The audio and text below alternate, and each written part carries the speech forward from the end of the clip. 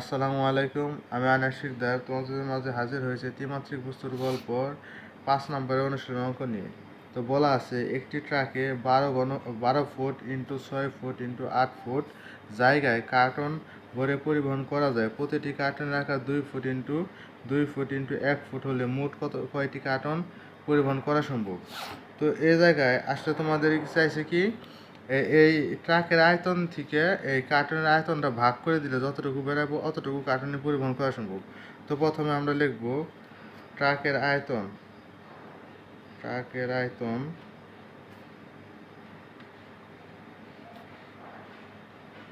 সমান 12 × 6 × 8, এটা হবে ঘনফুট, কারণ আয়তনের একক ঘনফুট। তো গুণ করে আমরা পেলাম 576 ঘনফুট। এখন আমাদের লাগবে কার্টনের আয়তন। কার্টনের আয়তন সমান, তাহলে 2 × 2 × 1 সমান 4 ঘনফুট। এখন বলছে কি যে কার্টনের আয়তন, এখন কার্টন পরিবহন মানে তাহলে কার্টন পরিবহন করা সম্ভব। কার্টন পরিবহন সম্ভব সমান 576 ভাগ হলো 4, এটা হবে হলো 4×4 সমান 144 ঘনফুট। এটাই আমাদের কার্টন পরিবহন সম্ভব, এটাই আমাদের উত্তর। এরপরে পরের অঙ্ক।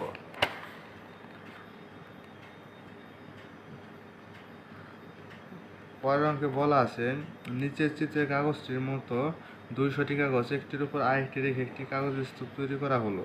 এখানে কাগজের প্রস্থ এটা 4 সেন্টিমিটার, দৈর্ঘ্য 7 সেন্টিমিটার, আর এই যে পুরুত্ব যে বলা আছে পুরুত্বটা আমাদের উচ্চতা 3 সেন্টিমিটার। এখন বলছে কাগজের স্তূপটির আয়তন, তাহলে দেওয়া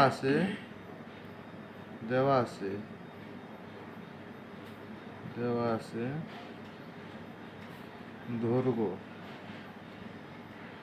দৈর্ঘ্য এই ধরলাম এর সমান হলো 7 সেন্টিমিটার, প্রস্থ b সমান 4 সেন্টিমিটার, আর উচ্চতা c সমান কত 3 সেন্টিমিটার সমান। অতএব আয়তন সমান হলো ABC সমান হলো 7 × 4, 4 × 7 = 28, 3 × 28 3 × 20 3 × 8 = 24, 74 না 60 আর 24 হলো 84 ঘন সেন্টিমিটার। এখন কি বলছে কাগজের ঘন বলছে একটি কাগজের পুরুত্ব। তো যে কাগজ আছে 200টি আছে, এখন কি বলছে একটি কাগজের পুরুত্ব, এখন 200টা পুরুত্ব 3 সেন্টিমিটার, আমাদের রৈখিক নামের মতো করতে হবে। তো তাহলে 200টি কাগজের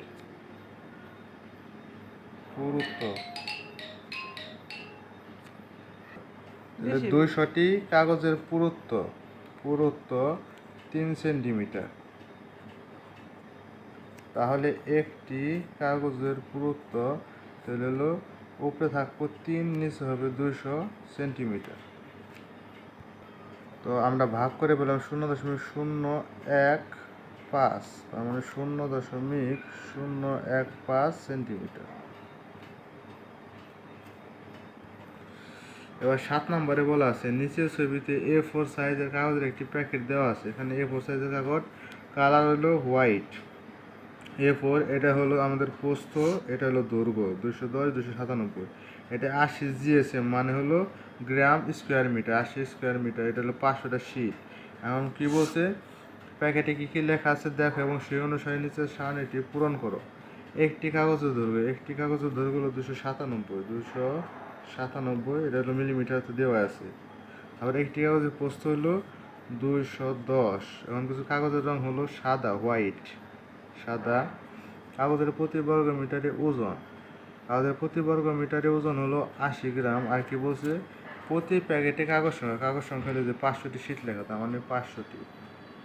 শেষ।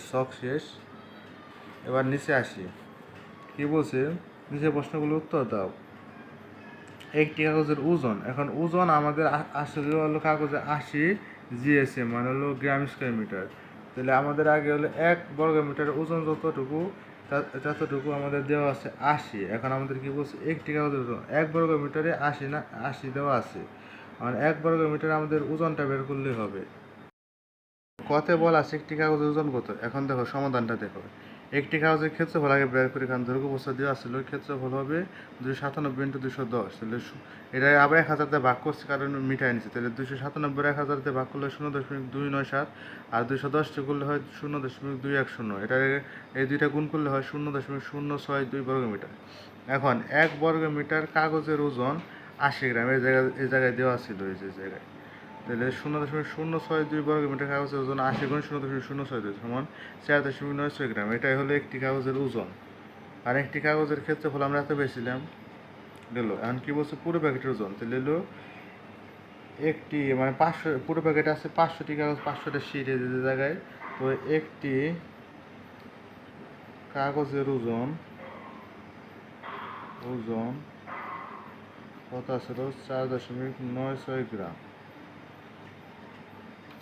তাহলে 500টি কাগজের ওজন 4.96 গুণ হলো 500 সমান হলো তো 4.96 গুণ 500 সমান 2480 গ্রাম। এখন গ নাম্বার দেখো কি বলছে, প্যাকেটটি কতটুকু তা পরিমাপ করে তুমি কি একটি কাগজের পুরুত্ব নির্ণয় করতে পারবে। এই জায়গায় চিত্রটা খেয়াল করো, প্যাকেটের পুরুত্ব দেওয়া নেই, এই জায়গায় মানে খালি দৈর্ঘ্য আর প্রস্থ দেওয়া আছে, উচ্চতা দেওয়া নেই। এখন উচ্চতা যদি না থাকে তার মানে উচ্চতা আর পুরুত্ব আসলে জিনিসটা একই। এখন উচ্চতা না থাকলে তো আমরা পুরুত্ব বের করতে পারবো না, তাই এটার উত্তর হবে না, আমরা পারবো না, এটার উত্তর হবে না। তো আজকের ভিডিও এই পর্যন্ত, সবাই ভালো থাকবে, আসসালামু আলাইকুম।